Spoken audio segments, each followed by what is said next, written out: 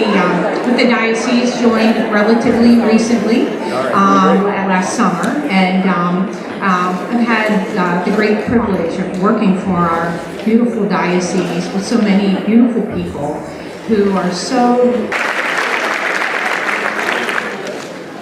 now we have Professor Helen Alvaré, another woman of courage, another woman who's not hesitated in her illustrious career to speak up on behalf of women, to empower women. Helen has an amazing resume, and I will just highlight a brief few items in her resume because we would be here all day. But she's a professor of law at George Mason University School of Law, where she teaches family law, law and religion, property law. She's published on myriad matters concerning marriage, parenting, and non-marital households, abortion, and First Amendment religious liberties. She's faculty advisor to the school's Civil Rights Law Journal. She's the chair of the Task Force on Conscience Protection for the Witherspoon Institute, president of the Wuerl, I'm not pronouncing that correctly, Institute in New York, chair of the Catholic Women's Forum, a consultant for Pope Francis, the Pontifical Council of the Laity, an advisor to the U.S. Conference of Catholic Bishops, a consultant for ABC TV. It's just amazing. She received her law degree from Cornell University and a master's degree in systematic theology from the Catholic University of America. And prior to joining George Mason's faculty, she taught at the Columbus School of Law and at Catholic University of America. She's represented the U.S. Conference of Bishops before legislative bodies, academic audiences, and the media. Prior to teaching, she served as the law firm of Stradley, Ronan, Stevens & Young as a litigation attorney. So in addition to her many publications and law reviews and other academic journals, she's a co-author of the open letter, Women Speak for Themselves, and which I think we'll hear more about today, and also the book, Breaking Through, Catholic Women Speak for Themselves. She's published regularly in the New York Times, Washington Post, Huffington Post, etc. She's spoken academically and at professional conferences throughout the U.S., Europe, Latin America, Australia. And she's really dedicated her life's work to pro-life and pro-family causes and has been a leading voice challenging the HHS mandate, authoring an amicus brief in support of religious freedom and preserving the Church's witness in law. Richard Dorflinger, the Bishops' Conference chief lobbyist, describes Helen as, quote, one of the most knowledgeable and effective advocates for life and marriage I have ever known, an ideal combination of style and substance. She is a leading spokeswoman for Catholic pro-life feminism and a model for many young women emerging as leaders in the Church today. Her work is a true testament to the greatness of human spirit, and her courage is a witness to the Church's teachings.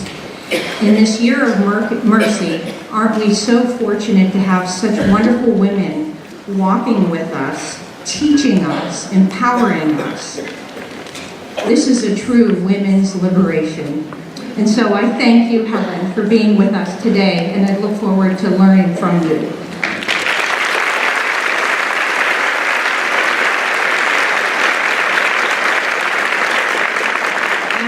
About the same set of high heels here, so the microphone works great for both of us. Thank you so much for being here. How lovely to see so many people gathered to learn and support one another. It's Saturday, right? That's really nice of you.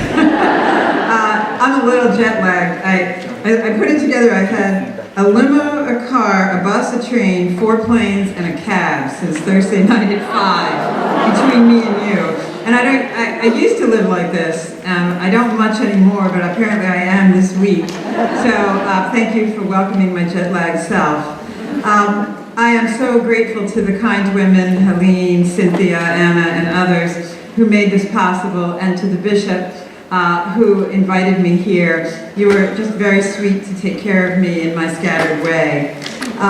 People knew me years ago as the woman who spoke on behalf of the U.S. Catholic bishops in the pro-life movement, which I did during my 30s.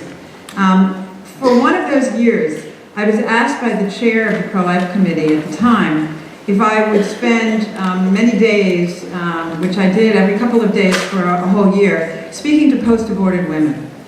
And that really led me to what it is that I do today. I discovered when I spoke to these women that they had deeper mistakes, misgivings, questions, struggles with so many things behind and before that last tragic act. And it led me straight to wanting to think much more about questions about sex, marriage, parenting, women's roles, women's opportunities. And that led me to what I do now, and I teach two major areas of scholarship. One is family law, and the other is law and religion, so the First Amendment, freedom of religion, and establishment clauses. I live in the world of ideas, so very different from the wonderful Sister Rosemary, who lives much more in a world of action, right? The world of ideas is broken in a different way and needs mercy in a different way. It needs also utter abandonment to God, because we all feel, don't you feel so often? I feel, I've been in academia for 17 years. I've been a lawyer for, what years is it? 32 years. And I feel so inadequate all the time. And I go into the world of ideas, everybody seems smarter. Most of them think what I stand for is absolutely a travesty and violation of human rights. And it's a difficult place, and it requires an attitude of service, humility, recognizing its brokenness, and accompanying the people who are there. But frankly, we need tens, hundreds, thousands, tens of thousands of women to grapple in the world of ideas and the world of service and action as well, right? We need both.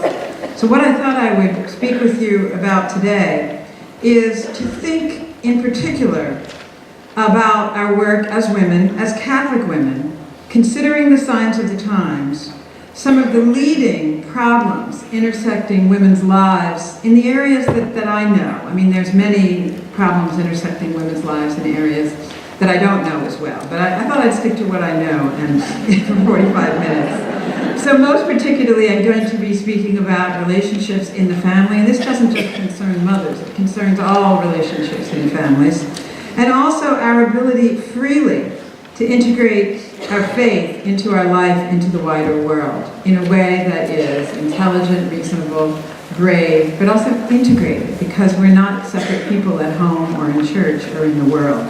This is a subject on which your bishop in your diocese has been so brave, in connection in particular with the HHS mandate, where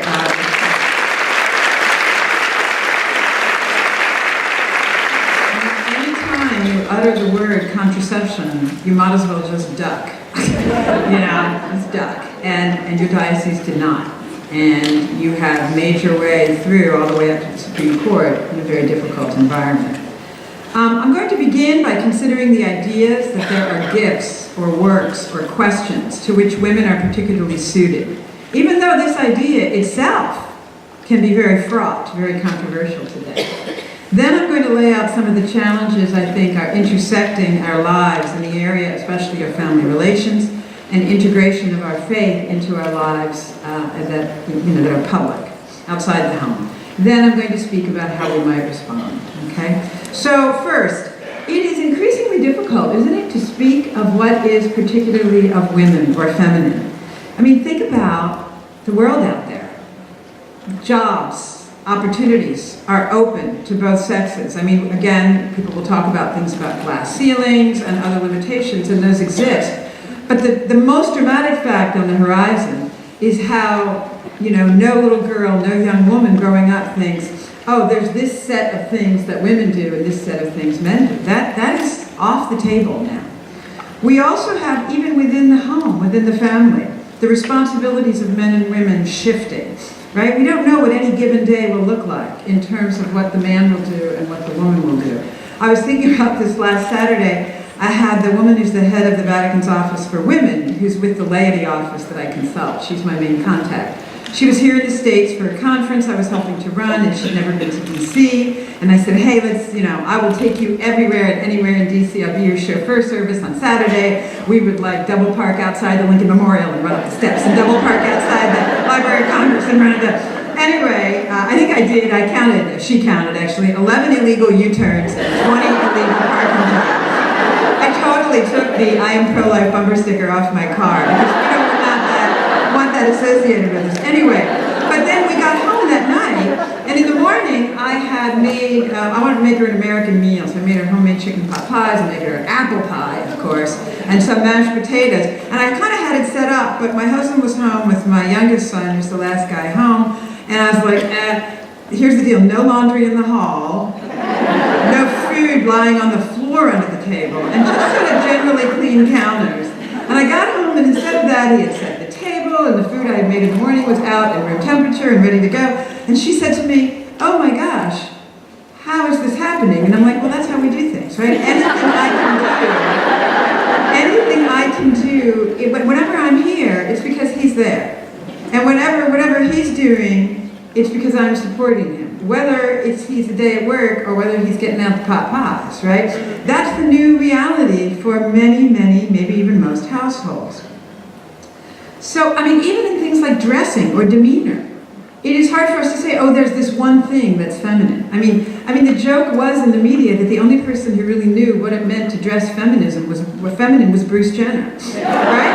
He's the only one who seems to be sure. The rest of us are going, is it sweats? Is it a dress? I don't know, right? So it's increasingly difficult to speak of what is specifically for or about women. Is there some guidance in our faith? Well, there's some, but even the popes know you got to be careful here, right? Our last three. We take a look at the Catechism, reflecting on Genesis and other parts of Scripture. And the Catechism says that we embrace the sex and the body God gave us as part of our integrated person. Pope Francis wrote in his marvelous environmental encyclical Laudato Si that we should value our body in its femininity or masculinity. He said, you're not ever going to be able to understand yourself fully if you don't, and you actually won't understand the opposite sex as well if you don't understand your own. You know how when you're looking at even like a color and you say, what kind of red is this? You know it better by putting it against a more orangey red or a blue red. Well, it turns out you understand what feminine is by contrasting it and comparing it with masculine, and you learn how to relate to them by understanding their differences as well as their similarities. And he says that. He says it's not a healthy attitude to cancel out sex differences because you no longer know how to confront them. And of course, over the past 30 years prior to Pope Francis, John Paul II and Benedict have proposed various gifts particular to women. Now, they have been exceedingly careful to assert our common humanity with men, equality, dignity, and even the similarity of the two sexes at the same time. Both are repeatedly said that these differences are not oriented to hierarchy between the sexes, right, or to domination, but always to collaboration and relational communion. That God makes us different, and I know this sounds like a really obscure theological point, but even God is relationality, right, triune, showing us that the greatest is the unity of the multiple into the one. So the greatest love is not for myself, right? It's not me. But we are motivated by, we live in, we experience the greatest love in relationality. And so God creates image of God as a twosome, as two different but enough. Ezer is the word that Pope Benedict tells us was used in the Hebrew Scriptures, meaning the only one suited to the man, in both his humanity, enough to be a complement, but also similar enough that he could relate, whereas Adam could not relate with the animals, right? Woman is Ezer, and he is Ezer for her, okay? John Paul II points out that women share uniquely in the creative work of God. The person is, and this is his famous phrase, entrusted to her in a special way. Of course, he's referring to women's unique capacity to bear children, to be the first to sense life in her body, literally to be physically interdependent with that life. The female capacity for this intimate type of body relationality with others is likely one of the grounds for something we notice for women throughout their lives. Their inclination to take into consideration the concrete data arising from their own bodies, including their emotions and their senses of things, which is sometimes called women's intuition, and from the bodies of others, their body language, their bodily needs, in their deliberating, assessing things. Deloitte Touche, which you may know is one of the world's leading management consultancies, actually has a manual out for their high executives. A friend of mine works in their management team, and she showed it to me. And it actually says, listen, always have women together with men at sales meetings, because men tend to get a little involved in explaining how great the product it is and how it's going to perform, while the woman is looking at the group also and saying, that guy's totally not listening to you. He's done. He's done. He needs something new, so let's do something new. And that they find that this integration of the sexes in the woman's sense of the other person is just very valuable to the team. This body consciousness also has empirically observable manifestations, such as women's greater proclivity to demur from non-marital sexual encounters, their disinclination relative to men to seek sexual gratification when there's no emotional connection. In the sociological literature, there's a new term called non-relationship sex. It's estimated in measurements such as in books Premarital Sex in America that 1 out of every 3 encounters in the college campus is non-relationship. That is, you met the person, within minutes or an hour of having a sexual encounter. And so apparently women don't like this. I know this will come as a big surprise, possibly to the New York Times, opinion section, but it doesn't come as a surprise to any of us, right? You find, in fact, all kinds of indications from psychological studies of women. There's even a macro paper from economists at the University of Pennsylvania, Stevenson and Wolfers, called The Paradox of Women's Declining Happiness, which talks about the fact that women have allegedly gotten everything that they want over the last 40 years. Why is their happiness declining? And some sociologists are relating it to the fact that in the realm of relationships, where non-marital sex, cohabitation, which all data shows women like less than men, etc., is the norm now. Sex is the coin of the realm for having a relationship at all. And you see this in Catholic circles. You hear about it a great deal as well. But women don't like it, and their happiness about their relational situation is maybe part of the paradox of the decline of women's happiness. John Paul II also talks of women's, this is another great phrase of his, capacity to the other. Benedict echoes this, and when he was Cardinal Ratzinger, in his article, it was a letter from the Congregation for the Doctrine of the Faith, our doctrine office in Rome, he talked about women as a reminder or privileged sign of human persons, all human persons, men and women, identity as a gift for other, that we live in relationship. Now, there was an interview with Ratzinger in a book called The Ratzinger Report, and when they said, what traits are feminism, you could hear him, even in his great erudition, going, I'm not going there, right? Like, he was very nuanced about what is feminine. But he did say, as sort of a theological matter, that we also end up observing, practically speaking, that women as a privileged sign that relationship is constitutive of the human person. You know how often when we think of ourselves as image of God, right? What is the first thing people think of? We're rational. We have free will. We have all of this greatness like God. We forget that just as constitutive of God is the fact that he is 3 in 1, that he is relation. And when he made image of God, he made it as a duality that gives forth new life, that comes together in unity, right? So in Amoris Laetitia, Pope Francis's apostolic exhortation of last week, he says in that passage from Scripture where it says there's nothing greater a man can do than lay down his life for his friends, he says marriage is a unique glimpse of what we mean by that friendship. The daily friction, the relentless opportunities to grow, as I like to call it. Relentless opportunities. there is something in that whether you are a mother or not, you're a child or a sibling or an aunt, there are relentless opportunities to grow in the family, that the family is a unique spot for that. This observation about being, that women are this privileged sign of the person's identity as gift seems to go along with sociological observations. James Q. Wilson, who's the late sociologist, points out that worldwide, where parents are rearing children alone, in 94% of cases, it is women. In the US, it's about 86%. The same observation could be made when looking at the stream of mothers in your average carpool, right? I don't know about you, I don't have busing my kids to Catholic schools. I've been in the carpool for like 15 years. Or mothers leading their children homeschooling. There's the phenomenon of women seeking more service occupations, occupations which involve attention to the vulnerable and suffering, okay? There's also women's greater tendency to seek employment which ensures that their family obligations can be generously met, okay? All of this reflects this capacity for the other.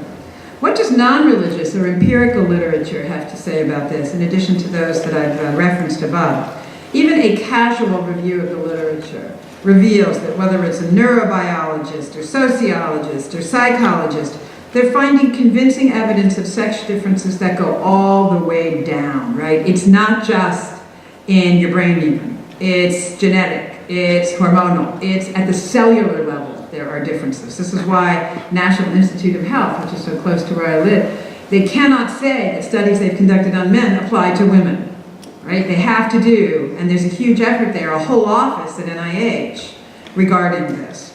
There are more than a few recent books on the subject. Gurian and Annis's Leadership in the Sexes, Simon Baron-Cohen's The Essential Difference, that one is amazing.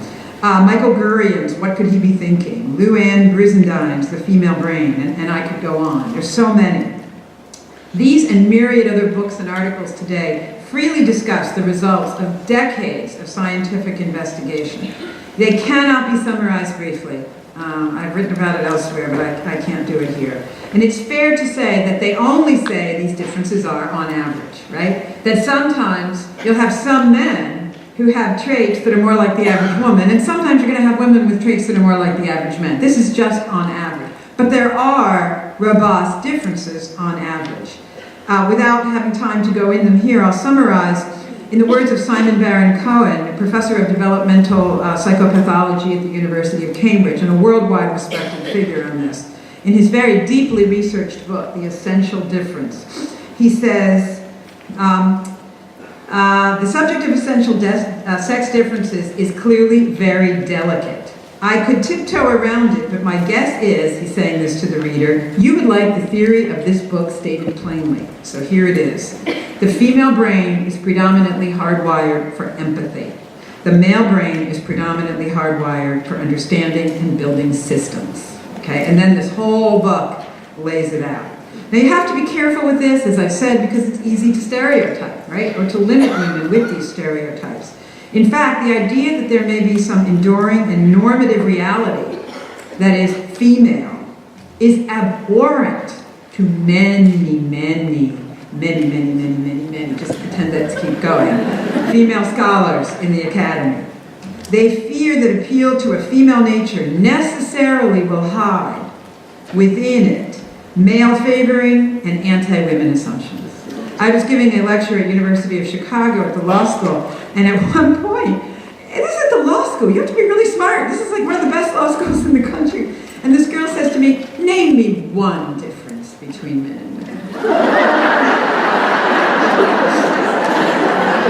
I mean, and the nods around the room were like, yeah.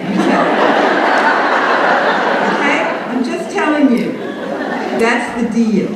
So I agree there are dangers about waxing metaphysical about females. The history of philosophy, of sociology, of politics, and so many other fields shows that people who do this sometimes beget very harmful definitions and distinctions. I do not discredit this. But the alternative is to rest easy with the assumption that there are no differences between men and women, that all are just socially constructed. And this means that we would avoid measures of justice, things like family leave after a woman has a child, right? or other things that accommodate women's desires vis-a-vis the workplace. We would fail to take those into account when doing justice in society. And then we might also avoid giving women some responsibilities that women are more likely to succeed at. Okay? So, now I want to talk briefly about what some of the challenges are we're facing that apply to women in the areas that I talked about, and some thoughts about facing them. So, what are some of the signs of the times that really call on us? The first is the drastic and growing individualism versus relationality as a primary aspect, a way of living life in the United States. We know the U.S. predilection toward the Marlboro Man, or the Virginia Slims woman, or the baby I'm worth it sort of appeal to us commercially, to the point that we feel that there is nothing out there that can call me to a higher norm because I'm my own person. I shouldn't have to join a group or obey a norm or reach for a status of any kind that has rules or ideals or things like that go with it. I rather feel instead that everything is just what I make it, no more and no less. And that is even down to the fact of my biology. My gender, it is said now, is what I make it, no more and no less. And in fact, for you to say otherwise would be hate speech. Further, we see that people feel maybe they can manage like their little communities. And really you do see men and women paying enormous attention, in most cases, to their actual families, right? To their children in particular. We feel like we can manage that small community. Maybe even we can help at our children's schools. But we have almost no time for intermediate, more pluralistic, less chosen communities to go out into them. Thus the phenomenon of bowling alone. You may remember that famous book. Thus, the book Habits of the Heart, which was written many years ago but still is so applicable to our tendency to do things on our own. Making time for the neighborhood, the school board, or larger communities where we go past our level of comfort, and it takes up a lot of time. There is just drastically declining participation in there. Second reality, confusing and shifting realities on the ground concerning interdependency and the independency of human beings. And this is moving in two directions at once. What do I mean by this?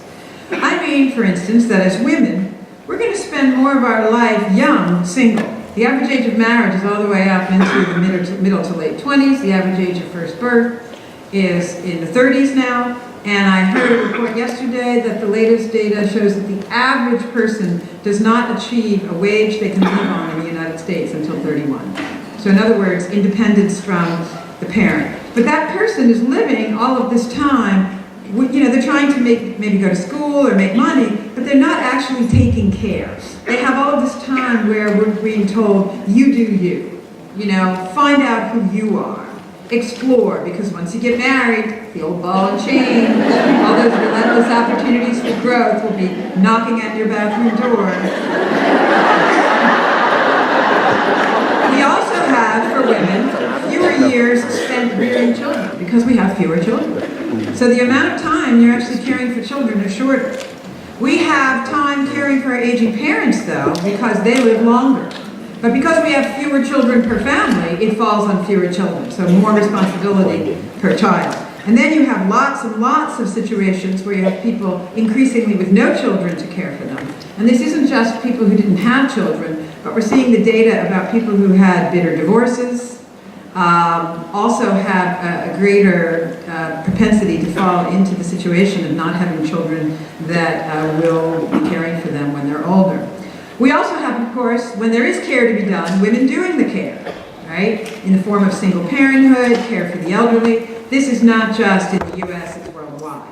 Right? But on the other hand, you have all kinds of people decrying that women should not do this care. That what we really need is universal pre-K, and we need better homes for the aged, and we need to lift this care off women, because it is not pay enough, it's demeaning, it's typical women's work, it stereotypes us into roles. So you have this very tricky juxtaposition of our inclinations to care but we're being told that we're patsies, that we're being taken advantage of. And in some cases, financially, and vis-a-vis the family situation we're in, we are, right? So it's tricky, right?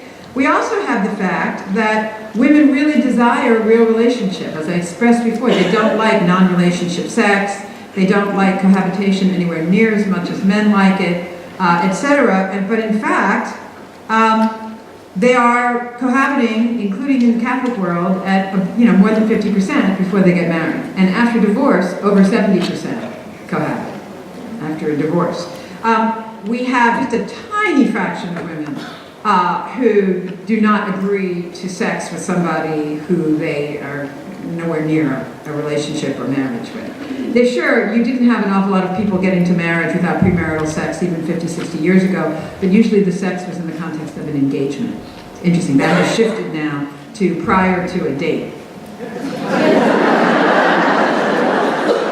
Another reality that we have in the world that relates to relationality and interdependence is the question of we have really sharp gaps in the United States that are growing in socioeconomic classes, which also means that we're having gaps between ourselves and new immigrants and racial gaps. Really, it's a very, very distressing situation, and Pope Francis talks about it a lot. Many causes of this, but one of the very largest is the decline of stable marriage and family relationships among people who did not have the opportunity to go to college or do not have a living wage job. Okay? Economics is closely tied in with this. Two of the leading the factors that will be associated with non-marital births or non-marriage would be the inability of men in the community to find jobs at a living wage. And then the other part of it is the changed culture, such that maybe you come from 2 or 3 generations without a father in the home, or it's just the norm in your neighborhood. And I would say that on this, we have, and I'll go on to this a little more, we have a government it's not doing anything that's really good on this. In fact, when people ask me, what would you have the government do? I'd say, first, let's just stop doing stupid, and then we'll get on to the good stuff.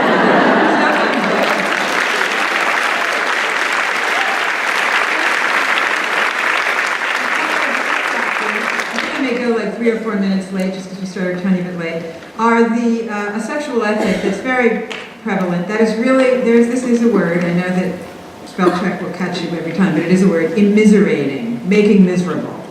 A sexual ethic that's immiserating women, and therefore children, who women care for, and men indirectly. Part of it is the technology shock of the separation of sex from children. So, I mean, no matter what anybody thinks of the Church's theological teaching on birth control, no matter what anybody thinks, in or outside the Catholic Church, Janet Yellen, our current Fed chair, wrote really the definitive piece on this in '96, and it's been echoed since.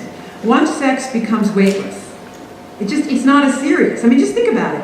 The world's prevailing notion today is unprotected sex makes babies, right? Unprotected sex. And you've heard that many times. Think about the difference between that and sex makes babies. Oh, is that what it does? Like, you're thinking, God could have brought new life into being anyway. Anyway, could have been laboratories, could have been the mall, could have been parthenogenesis, could have been, asexual reproduction. But he made it at the intersection of a man and woman, and this act, which we have come to associate with love. So if this is the only way that children come into being, it must be meaningful. Wow, it must be really meaningful. The entire history of humanity goes by way of it. But because of a combination of contraception, and then contraception's being embraced as the essence of all women's rights, this was the HHS mandate. And again, I think, the head of the HHS and some female politicians said this, which is why I started Women Speak for Themselves, that basically, to echo a line from, I think, the movie Freaky Friday, without contraception, we are returned to a phoneless, dateless, honest existence. I think that was the line in the movie. That women are going to be just removed from the 21st century. That this is the key, and the government says it in its briefs. Without free contraception, there is no social and economic equality for women. Think about that. So when you talk about, it wasn't just the technology shock of the pill, but it's how it's affected relationships. As Janet Yellen writes, sex is now the price of having a relationship with a man. You have the risk compensation effect. More people do something risky that they think is insured against. So since the Fed started pouring literally billions of dollars into contraception in the Title X programs and then others since 1970, the unintended pregnancy rate has shot up 50%. The out-of-wedlock birth rate went from 5% to 41%, and abortions shot way up before they had come down and stabilized, but never before what they were before. Risk compensation drove those results. Okay? We also have, as another aspect of the world, a desacralized horizon, if you will. What do I mean? Well, you've seen the data that fewer people say that they belong to a religion. Now, take some of that with a grain of salt. People are entering this information into a computer database. Previously, when they were asked by an individual pollster, they were a little afraid to say, no, I don't have a religious affiliation. It may just be we're catching up with where they were all along, but felt constrained against saying. But in any event, we do know that before we had kind of an agreement with a lot of what went on in culture about what behavior was good and bad, and a lot of it referred back to what God would think was good and bad. Whether that was from corporations and the way they sold their products, or whether it was from the government or the academy or the courts, there was more or less a rough agreement between some very basic ideas of ours about morality and very basic ideas about theirs.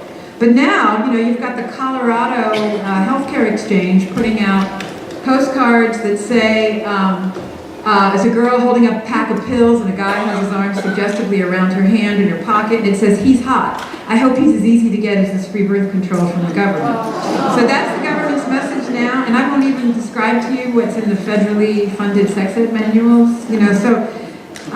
You've got the government saying all kinds of things. I mean, believe me, I don't want to get onto this bathroom bill commentary, but if you get it down to the level of ideas, the government is now saying that it's hate speech to suggest to someone that their biology is at all related to their gender.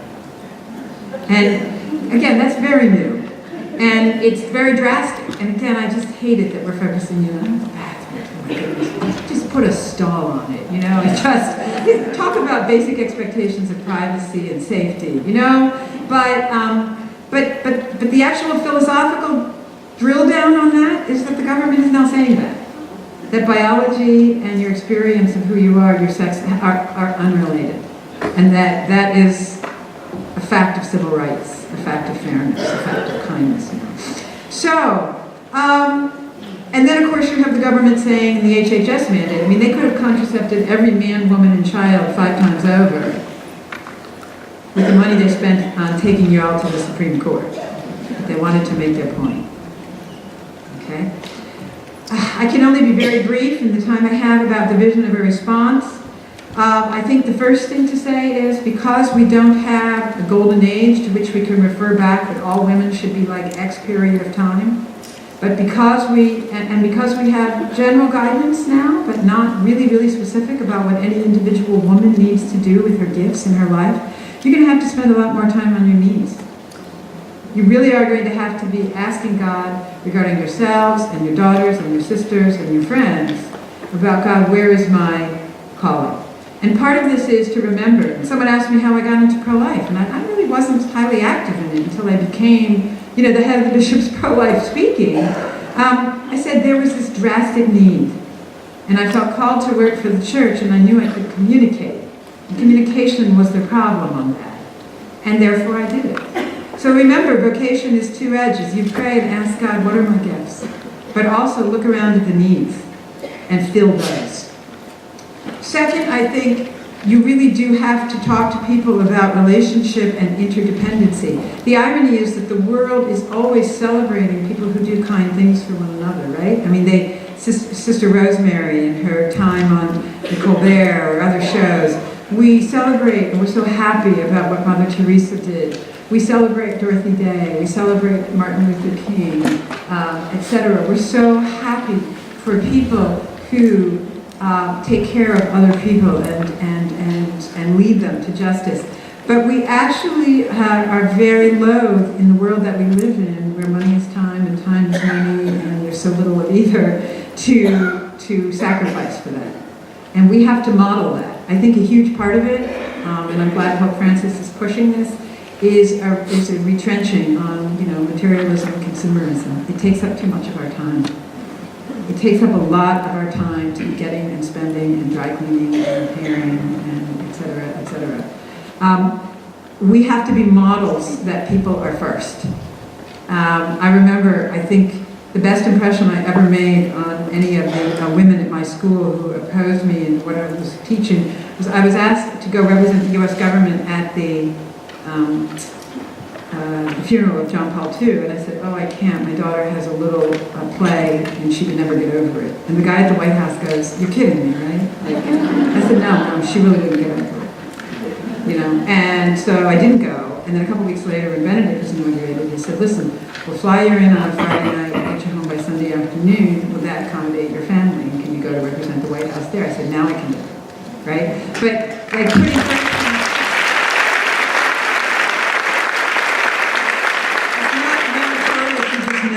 right? You just know.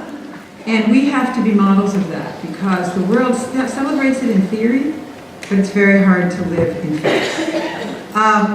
I also think we need to help ourselves and those we live with to manage expectations about the role of dependency plays in life. The idea that, well, I'm taking care of some little kids for a little while, and then hopefully my mother and father will stay healthy, and then I'll take care of them for a little while. No, life is interdependency at all times. If you keep waiting, it reminds me of when I was in labor the first time, and I went so fast I didn't have time for any medicine, and so natural birth against my will. Anyway, and the doctor says to me, breathe in between labor pains. And I was like, are you freaking kidding me? But now I realize that sometimes people think, oh, I'm going to have all these periods of rest and only these tiny periods of taking care of other people or being taken care of myself, which I really don't like. I like to be independent. No. The reality is that the main part of life is going to be interdependent and care. Those periods that we do need of rest and reflection and gaining strength and understanding our vocation, yes, we do, but I actually think the paradigm is reversed. Regarding the divisions regarding, socioeconomic class, which I think is also becoming a race division on questions of marriage and family, I really do start from the platform that why should not all women and all children and all men have the gift of an interdependent, equal regard relationship within which to raise their kids? Why is this not something that shouldn't cross every class and race and background? I have helped to put together a nonprofit. You may take a look at it on the web sometime, I Believe in Love. And we actually have people living and working for communities trying to help young women and men to piece sex, marriage, and children back together because they deserve it and their children deserve it. And it is one of the surest guarantors of a more stable financial and emotional life for everybody involved. I think we have to speak in our own families, and we have to speak in our parishes, and we may have to get involved in even a little further out institutions about all the issues that I talked about, whether it's about the right to live our faith in the public square, whether it is about the desacralization of the world at large, whether it is about the crazy sexual ethic that passes for women's freedom now.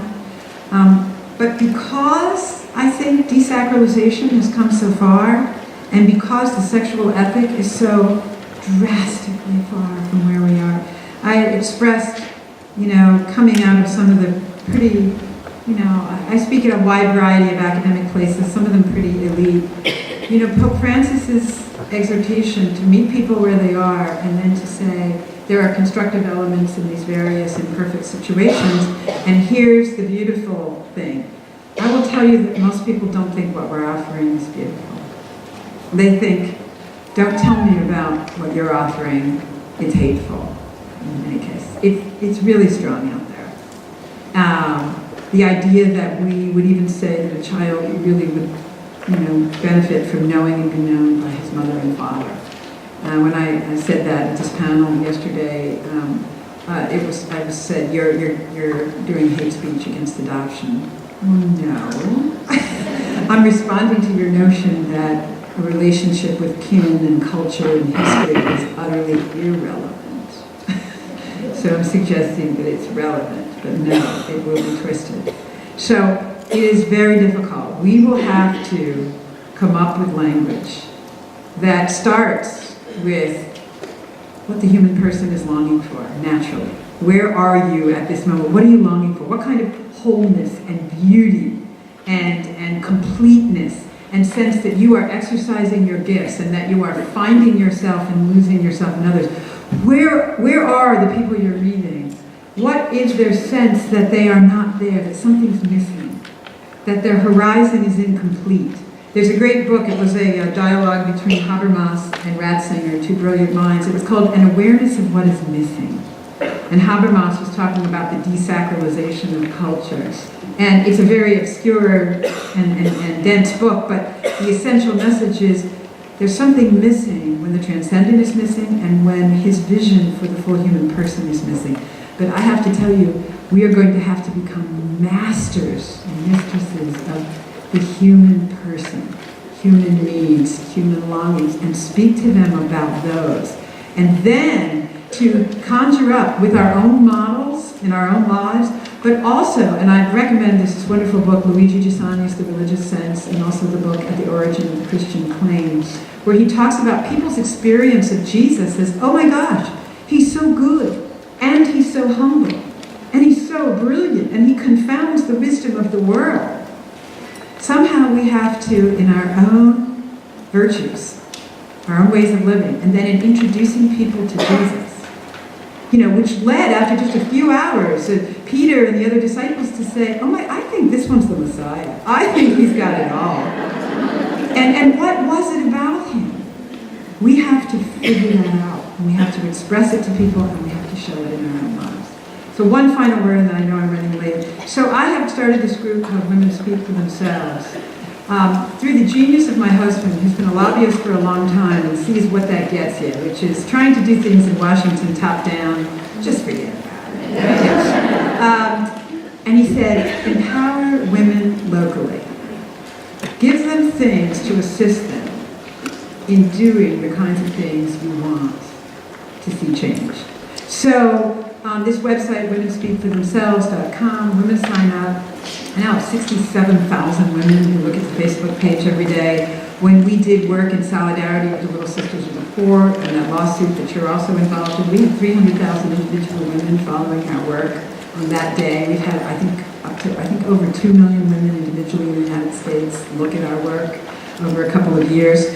It's our mantra there is empowering local intelligence, to give you resources, ways of talking about the things that I've talked about, the data you need to know to characterize it, and women's experience shared with you, and then asking you to share yours so that we can, not top down, but locally through the relationships we're so darn good at, to spread the kind of wisdom.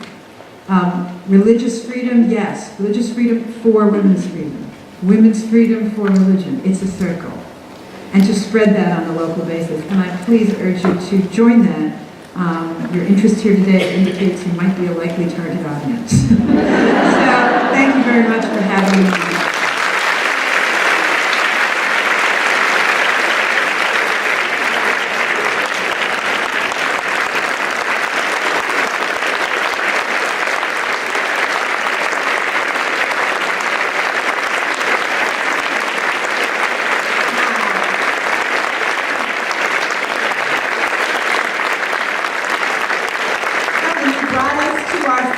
With your invitation to go to our knees. We are so grateful. We can stay standing, my sisters. I just wanted to remind us that Helen gave us insight into God's very nature as a relationship of interdependent persons, Father, Son, Holy Spirit. We are made in God's image, who is a relationship. We are made for relationships. And if I can just give a plug for Catholic higher education, Helen is in the desert sometimes of ideas, where people are enslaved by ideology, following false gods. We need women, we need you to enter into this world of ideas and to accompany those where they are in their ideology and their confusion about the truth. So you, your sisters, your daughters, your granddaughters. Immerse yourselves into the world of ideas. We have wonderful Catholic universities here too. All of them are incredible places to be formed, to enter into the world of ideas with the truth of God shared in love. So thank you again, Helen.